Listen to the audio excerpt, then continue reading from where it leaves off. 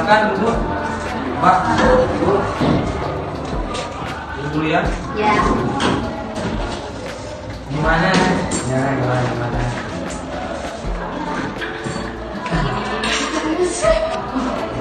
Bagaimana kabarnya hari ini, Ibu? Alhamdulillah baik. Saya berbicara dengan ibu-ibu siapa di depan saya? Saya dengan Ibu Dewi dan anak saya. Oke, Ibu Dewi dan Mbak Dia. Jadi sebelum kita masuk ke sesi, di sini saya akan memperkenalkan diri saya dulu. Nama saya Brilian Ramli. Nama panggilan saya Brilian. Saya konselor di sini. Oke, Ibu, mungkin raut wajahnya pas datang barusan ke sini agak cemas-cemas gitu ya. Mungkin ada satu permasalahan yang mau diceritakan ke saya. Gimana Ibu? Mungkin ada satu permasalahan atau gimana nih? Atau berita buruk atau berita senang yang mau disampaikan? Ini kan Mas kayak Oke. Jadi di sini kita mempunyai asas kerahasiaan. Apapun yang Ibu ceritakan kepada saya nanti setelah sesi ini mulai, nanti saya akan rahasiakan. Dan itu menjadi asas kerahasiaan dan itu sudah tertera di Akte Asosiasi Union Besar Indonesia. Itu yang tempat saya berpegang. Jadi di mana nanti ada undang-undangnya, kita sudah disumpah untuk menjadi suatu bangsawan yang patuh terhadap undang-undang. Jadinya apapun yang Ibu cerita ke saya nanti saya tetap akan laksanakan. Oke Ibu, sebelumnya saya mau bertanya dulu, berapa sesi pertemuan yang Ibu sama Pak ingat sama saya? itu buat karena ada kegiatan Jadi hari apa misalnya kira-kira biar saya bisa menyisihkan buat Rabu sih. Oh iya itu Pak. hari Rabu, kira-kira jamnya jam berapa Bu? Baik ya siang. Jam Rabu siang. Jadinya kesepakatan kita itu hari Rabu, terus waktunya siang ya? Iya. Mungkin sebelum kita lebih jauh untuk membahas permasalahan itu semua, mungkin di sini Ibu sama Mbak ada suatu permasalahan apa mungkin yang ingin diceritakan ke saya, silahkan dulu biar agak ringan gitu Kak rasanya. Oke, silakan. Ini gimana suami saya tuh setiap hari, setiap waktu dan pas kita kumpul-kumpul keluarga pasti ada hal-hal permasalahan dia sama anak saya, dia suka marah tiba-tiba nggak disebab gitu, marah keras karena saya sama anak saya. Jadinya di sini yang topik permasalahannya itu bukan dari Mbak sama Ibu ya, Iya. tokoh utamanya, tapi suaminya. Oke. Ini Mbak siapa? Mbak Lia. Dari tadi saya lihat wajahnya itu kayak orang banyak sekali masalah gitu. Apakah permasalahan dari bapaknya Mbak ini ngerasa gitu dari kehidupannya Mbak perilaku itu dalam artian kehidupannya Mbak ini apakah ada kaitannya dengan perilaku bapaknya Mbak yang seperti tadi marah-marah dan lain-lain sebagainya? Iya. Apakah berdampak pada kesehariannya Mbak atau gimana? Iya berdampak. Jadi bapak saya itu sering memukuli saya, sama sering marah-marah tanpa sebab. Jadi saya di lingkungan sosial tuh kurang akibat bapak saya. Oke, mohon maaf Ibu, biar saya gali sedikit lebih dalam. Di sini yang saya pelajari terutama di sini ada namanya teori psikoterapi. Tapi sebelum saya ke sana, saya akan menanyakan dulu ke Ibu. Dulu sebelum Ibu sama suami Ibu menikah, pas masih pacaran, apakah ada suatu kekerasan atau tidak? Tidak Pak. Setelah saya menikah sama dia berapa tahun ini baru dia sifatnya kayak gitu. Setelah melahirkan si si Mbak Lia dulu, apakah gimana cara ibu sama suami mengasuh Mbak Lia ini? Tidak ada permasalahan apa-apa. Tidak ada kekerasan ya? Ya, pas sudah dia besar baru permasalahan itu ada. Oke. Gini Ibu, dari hasil ceritanya Ibu sama Mbak yang barusan, banyak sekali yang saya bisa kata gitu. Tapi sekarang saya cuma mau kasih suatu intervensi kepada Mbak dan Ibu, bahwa hidup ini tetap mempunyai masalah. Setiap masalah itu pasti punya makna masing-masing untuk meng-up kita untuk menjadi manusia. Mungkin nanti saya mohon kepada Ibu dan adik, Mbak, bisa membawa bapaknya ke sini, biar kita sama-sama selesai masalahnya di sini. Karena permasalahannya ini yang saya lihat dari sudut pandang kacamata pengamatan saya, bahwa permasalahan ini terjadi karena ada suatu problem ketika ibu mempunyai anak ini. Walaupun tidak ada perkelahian pas mendidik, pas masa umur-umur yang begitu, mungkin ke anak dan remaja, mungkin makanya dia sering marah dan lain-lainnya, karena ada pos-pos perkembangan di sana yang terjadi signifikan gitu, dari antara dewasa ke remaja ke dewasa awal. Jadinya mungkin ada fase-fase pos-pos yang agak tidak diisi penuh gitu terhadap suaminya itu, makanya suatu kekerasan dan lain sebagainya itu terjadi. Mungkin itu aja yang bisa saya sampaikan Ibu sama Mbak. Mungkin kita bisa bertemu lagi pada hari Rabu siang. Dan saya mohon lagi sekali, bahkan saya suami Ibu gitu, bahkan saya bapaknya Ibu, kita selesaikan masalahnya di sini karena tetap semangat, tetap kuat, kalian ini adalah orang-orang sama-sama. Assalamualaikum. Waalaikumsalam warahmatullahi wabarakatuh. Silakan dulu Ibu. Iya. Mbak, gimana kabarnya hari ini, Mbak? Kemarin kita pernah janjian ya hari Rabu jam 12 siang kita ketemu. Kemarin sempat kita ada janji bahwa Mbak sama Ibu mau membawa suami atau bapaknya si Mbak Lia di sini. Apakah ada? Oke, di mana dia? Di luar. Oh, mungkin bisa dipanggilkan sekali.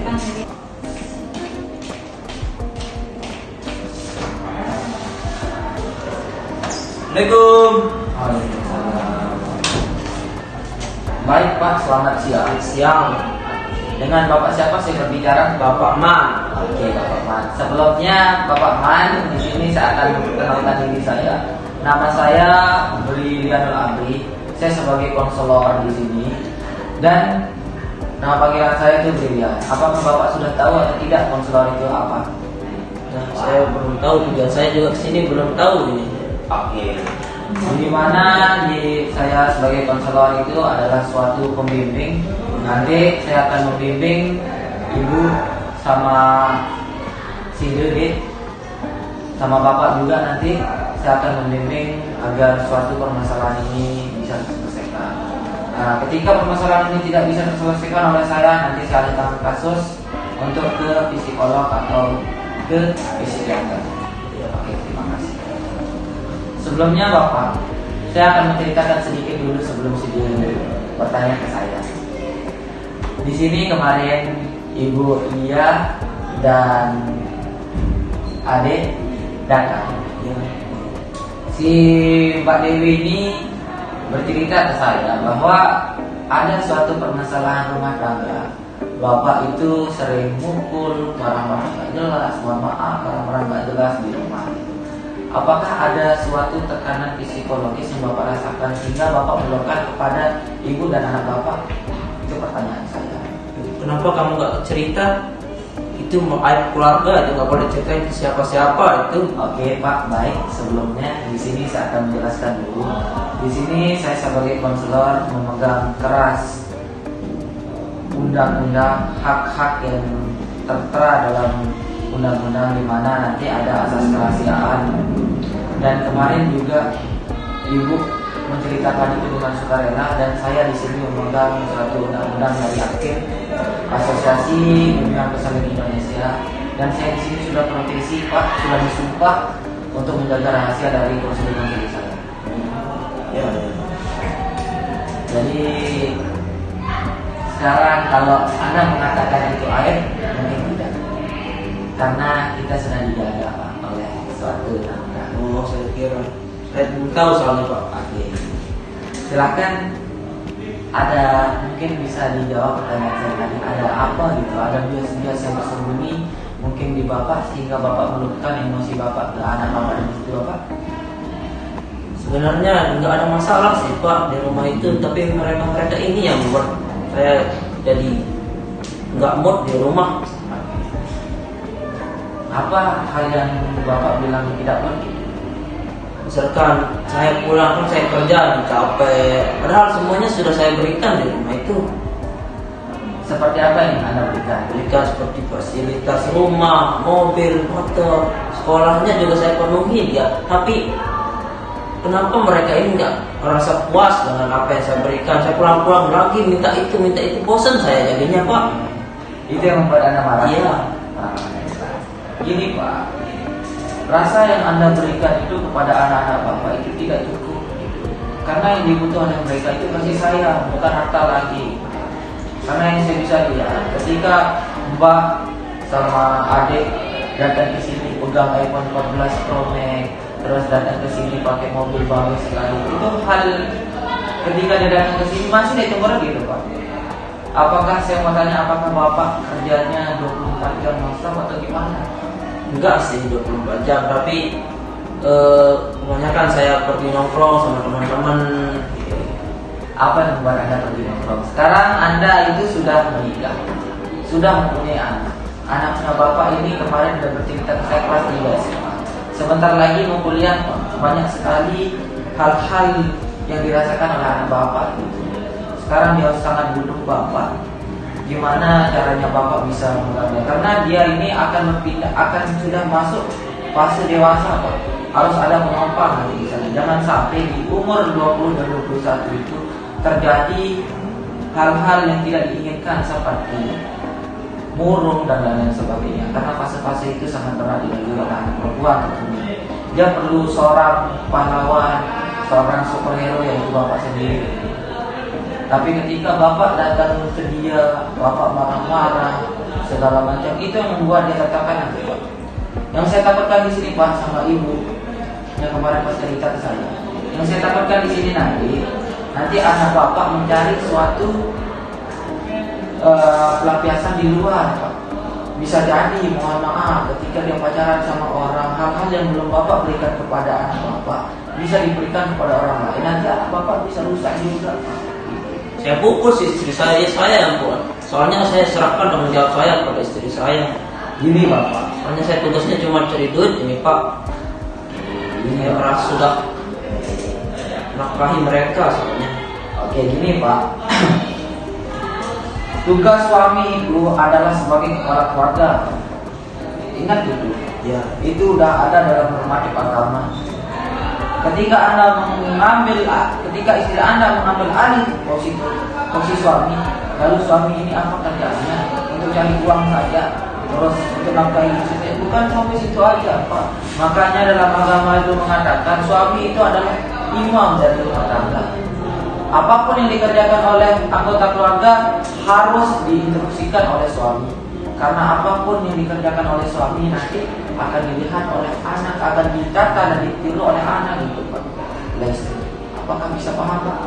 Siap, saya paham. Karena Bapak di sini, mohon maaf, Bapak ini adalah suatu pahlawan, suatu guru yang ditata dan ditiru oleh istri dan anak Bapak.